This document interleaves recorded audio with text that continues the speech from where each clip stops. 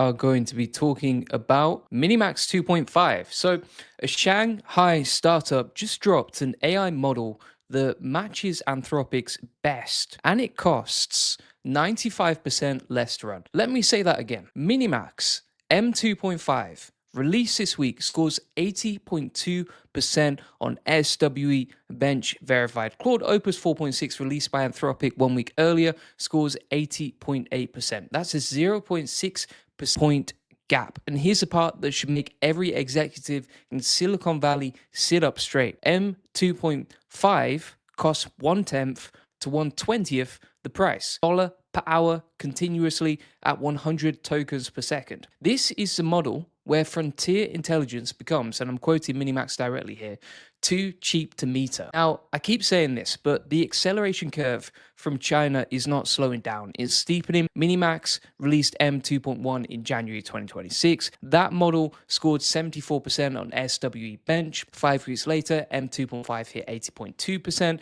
That's a 6-point jump in a month. For context, it took American labs the better part of a year to make that kind of leap. And Minimax did it with a model that's only 230 billion parameters total. It's 10 billion active at any given time. That's the thing that keeps getting lost in these conversations. They're not just catching up on performance, they're doing it with radically more efficient architectures. And that's how powerful this stuff is, all right? So how did they do it? Let me break down the one technical detail that actually matters here, all right?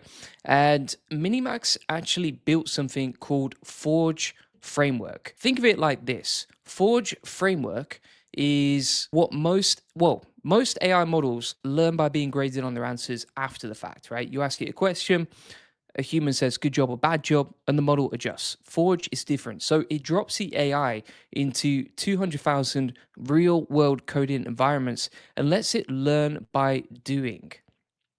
So this is what's interesting here. It's like actual GitHub repositories, actual bugs, actual multi-file code bases across Python, Rust, Go, TypeScript, C++, and 7 other programming languages. It's the difference between studying for a test and doing a 2-year apprenticeship. The gap is huge. And the result is a model that doesn't just answer coding questions, it thinks like a software architect. Before it writes a single line of code, M2.5 plans the structure, maps out the features, designs the interface. That behavior wasn't programmed in. It emerged during training. On the multi-SWE bench test, which measures performance across multiple code bases simultaneously, M2.5 actually beats Opus 4.6, 51.3% versus 50.3%. On function calling, the ability to chain together multiple tools in sequence, which is what matters for real autonomous agents. M2.5 scored 76.8 on the Berkeley function calling leaderboard. That's higher than Claude, higher than GPT 5.2,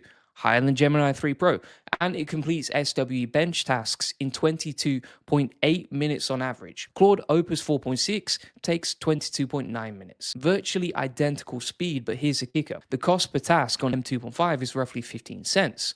On Claude Opus, the cost per task is about $3. That's a 20x difference. So who's behind it? Well, Minimax was founded in December 2021 by Yan Yunji. I've probably totally decimated that name, but Yan Yunji is the way that I pronounce it. A former vice president at SenseTime, one of China's biggest AI companies. Now, they raised $600 million led by Alibaba in early 2024 at a $2.5 billion valuation. Then in January 2026, they went public on the Hong Kong Stock Exchange. IPO was oversubscribed 1,837 times. Let that number sink in. Nearly 2,000 times oversubscribed. Shares doubled on the first day of trading, closing up 109%, pushing the market cap past 100 billion Hong Kong dollars. Roughly 13.7 billion US dollars. The stock jumped another 15.7% the day M2.5 was announced. And they're not just a research lab. Minimax has over 212 million users across more than 200 countries. They built Talkie, an AI companion app that by mid-2024 was the #1 AI companion app in US downloads, beating Character AI. More than half its 11 million monthly active users were American. They beat Haluo, right, which is a video generation platform, pulling in millions of monthly visits. Revenue went from 3.5 USD in 2023 to $30 million in 2024 to $53 million in just the first 9 months of 2025, with 70% of that revenue coming from outside China. This is a company of real products, real users, and real commercial traction. And that's what's one of the most interesting things here. So here's where it gets really interesting from a geopolitical standpoint. The United States has spent the last 3 years trying to kneecap Chinese AI through chip export controls, cutting off access to NVIDIA's best GPUs. And what happened? Minimax built a frontier model with only 10 billion active parameters and matches models trained on clusters American labs spent hundreds of millions of dollars assembling. On the VentureBeat podcast, Thursday AI, Minimax engineer Olive Song said the model was trained over just 2 months using their Forge reinforcement learning framework. They're not brute forcing their way to intelligence with more compute. They're engineering their way there with better algorithms. And they open source the whole thing. Full model weights on Hugging Face under a modified MIT license. You can download it right now. You can deploy it on your own servers with VLM or SGLang. Minimax are already using M2.5 internally. 30% of all tasks at Minimax headquarters are actually completed by the model, and 80% of their newly committed code is generated by M2.5. They're not just selling this, they're actually running their company on it. Now, I get the skepticism. Benchmarks aren't everything. Self-reported numbers always deserve scrutiny, and Minimax is still burning cash, right? $512 million in losses in the first 9 months of 2025 alone. They're in what they call a nascent stage of monetization. So yes, there's a gap between benchmark performance and sustained profitability. I also get that people are tired of hearing everything is changing. Every couple of weeks there's a new update, right? But here's what I can't ignore. OpenHand's team, which builds open source coding agents, got early access to M2.5 and independently tested it. Their conclusion is the first open weight model to match Claude Sonnet's quality. They called it a 2-horse race now.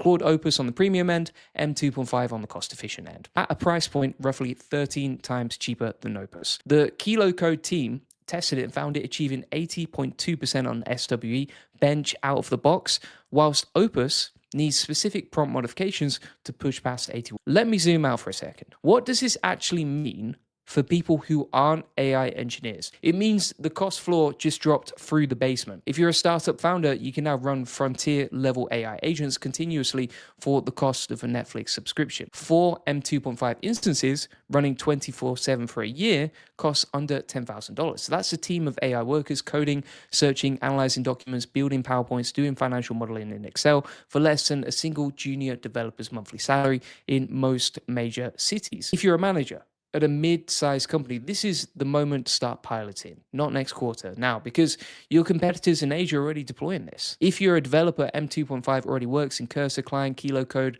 Claude Code, and OpenHands. You can swap it in today. It's free on several platforms for a limited time. There's literally no reason not to try it this week. And if you're in policy or leadership, you need to understand something fundamental. Export controls didn't stop Chinese AI from reaching the frontier. They may have slowed it down by a few months, but what they actually did was force Chinese labs to become radically more efficient. Minimax is proof of that. The model was smaller, cheaper, faster, and within a rounding error of the best models on Earth. That's not a failure of the controls, it's just reality, and policy needs to account for that reality. The deeper tension underneath all of this isn't really about China versus America, it's about what happens when intelligence becomes a commodity. When the best AI in the world costs $1 an hour. The bottleneck isn't technology anymore, right? It's imagination. It's knowing what to build. It's knowing how to manage a hybrid teams of humans and AI agents. Most importantly, it's knowing how to take care of each other as the ground shifts under all of our feet. Because I guarantee you, there is someone watching this right now whose job looks very different from a year from now. Not because they're going to be replaced by a robot, but because the tools available to them and to their competitors just fundamentally changed. And the question isn't whether to engage with this. The question is whether you do it on your terms or someone else's. Stay sharp, and I will see you on the next one. Thanks for listening. Just a note here as well, if you haven't already, check out the AI Profit Boardroom. This is my AI automation community where we show you practical ways to save time, scale your business, and get more customers using DICE. Feel free to check that out. It's available at aiprofitboardroom.com. aiprofitboardroom.com.